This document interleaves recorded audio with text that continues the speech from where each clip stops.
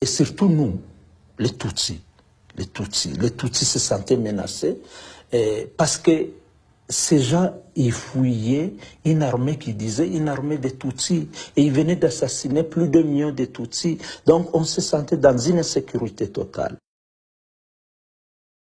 Des Tutsis du Rwanda venus en 1959 chercher refuge au Zaïre pour fuir les exactions Hutus.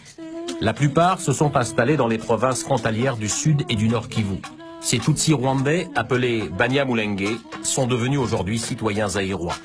Ironie de l'histoire, c'est dans ces deux provinces peuplées de Tutsis ayant fui le Rwanda que 35 ans plus tard, des centaines de milliers de Hutus accusés de génocide ou de complicité de génocide trouvent refuge.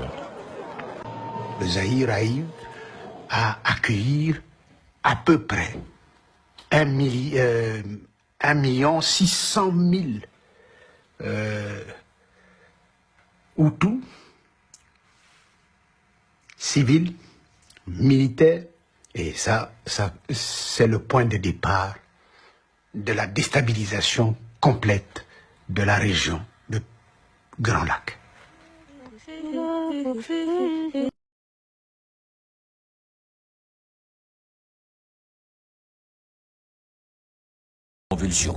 Les causes qui m'ont poussé à prendre les armes contre Mobutu sont les mêmes qui me poussent à le faire aujourd'hui contre Kabila. Nous sommes prêts à le faire jusqu'à ce qu'on ait un responsable politique, un président qui redémocratise le Congo.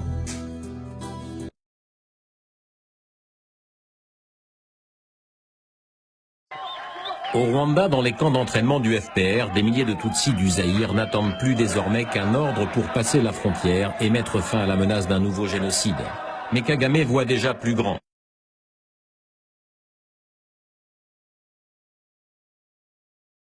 Dans notre armée, nous avions aussi des Tutsis du Zaïre.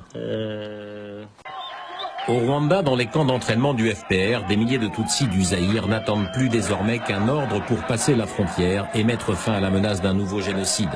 Mais Kagame voit déjà plus grand. Quitte à mener une guerre au Zaïre, autant essayer de mettre fin aux 32 ans de règne sans partage de Mobutu.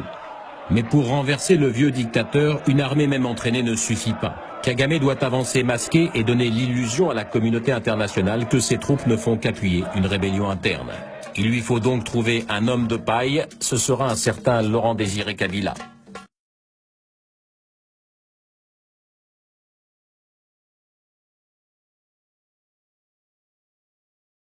Deogracias Bouguera, un Tutsi zaïrois du Nord Kivu, créateur dans les années 1990 de l'Alliance démocratique populaire. Massassou Nindaga, moitié Tutsi, moitié Katangais, dirigeant du mouvement révolutionnaire pour la libération du Zaïre basé au sud Kivu. Au début des années 1990, Massassou a quitté le Zaïre pour rejoindre les troupes de Paul Kagame. De Karaha, de Bouguera, de tous ces types qui étaient là. La plupart d'entre eux ne se connaissaient pas. Et il fallait donc qu'un Rwandais qui les connaisse soit présent pour faire les présentations. Ce jour-là, dans le bureau de James Kabarebe, je suis arrivé le premier avec mon équipe de l'ADP. Après, il y a une jupe militaire qui est arrivée avec deux hommes d'abord. On voulait essayer de les impliquer ensemble dans une sorte de mouvement politique organisé, capable d'articuler un programme et même de justifier la guerre qui commençait au Zaïre.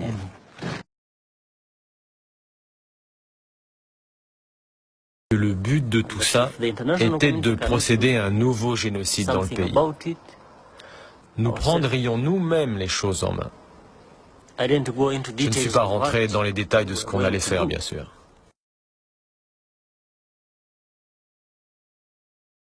Il a le bon profil, il est zaïrois, n'appartient pas à l'ethnie Tutsi et combat Mobutu depuis plus de 30 ans.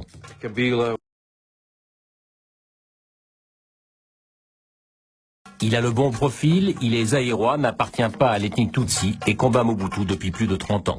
Je pensais qu'il avait un potentiel, car il s'opposait à Mobutu depuis très longtemps.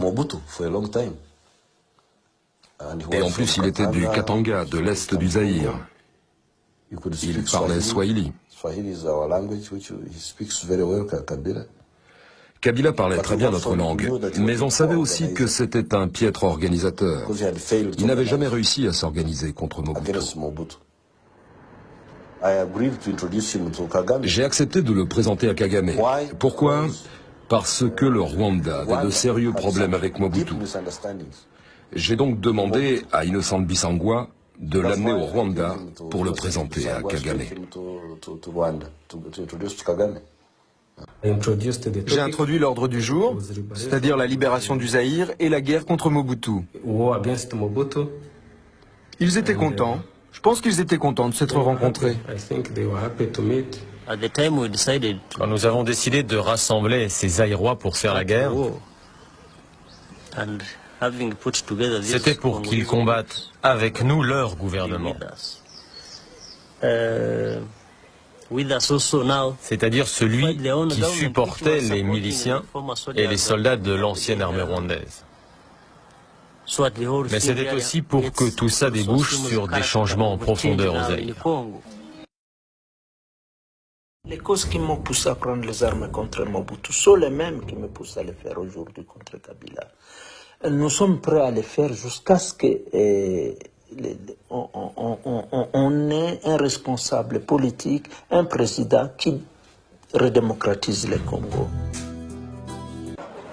On se sentait menacé, et surtout nous, les Tutsis se sentaient menacés, parce que ces gens, ils fouillaient une armée qui disait une armée de Tutsis, et ils venaient d'assassiner plus de 1 million de Tutsis. Donc on se sentait dans une insécurité totale.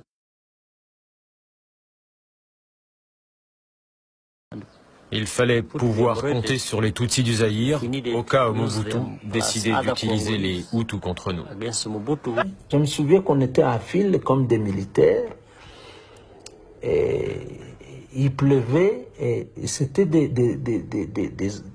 jeunes militaires qui étaient devant, et puis c'était un officier rwandais, un politicien congolais, un officier rwandais, un politicien congolais en file. Maintenant, il était évident que nous ne combattions plus seulement les anciens de l'armée rwandaise et les miliciens, comme nous l'avions prévu, mais que nous affrontions directement les troupes de Mobutu.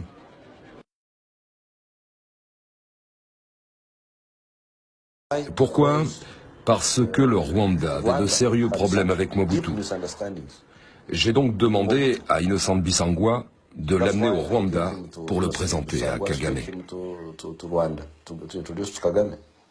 Le gouverneur du Sud Kivu, qui vivait à Bukavu, a fait une déclaration à la radio. Il donnait une semaine seulement aux Tutsis zaïrois du Sud Kivu, notamment à ceux qui vivaient dans les montagnes de Mulenge, pour quitter le pays sous peine d'être tués dans les 6 jours.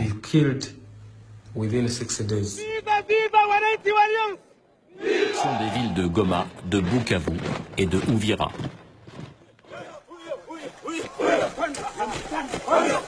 Nous sommes passés par Gisenyi pour entrer dans la ville de Goma. Et je me souviens que c'était la nuit, nous sommes entrés à 22 heures. Et nous étions avec les officiers rwandais. Nous n'avions pas porté Kabila au pouvoir juste par altruisme, mais parce que nous avions des intérêts dans cette affaire. Il était hors de question que les intérêts du Rwanda, de l'Ouganda et du peuple congolais au Congo passent à la trappe.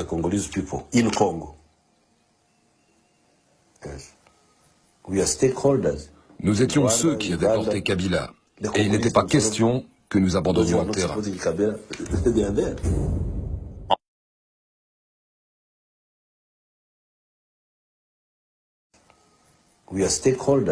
Nous étions ceux qui avaient porté Kabila, et il n'était pas question que nous abandonnions le terrain. Nous étions ceux qui avaient porté Kabila, et il n'était pas question que nous abandonnions le terrain.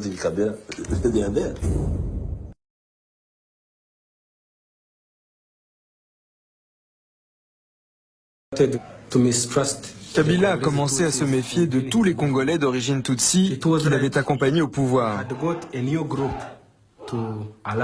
Il ne faisait confiance qu'aux Katangais, les hommes de sa tribu. Petit à petit, il s'est mis à écarter tous les fondateurs de la FDL. Il m'avait accusé au mois de mars 1998 de vouloir faire un coup d'État avec 30 kilos de documents.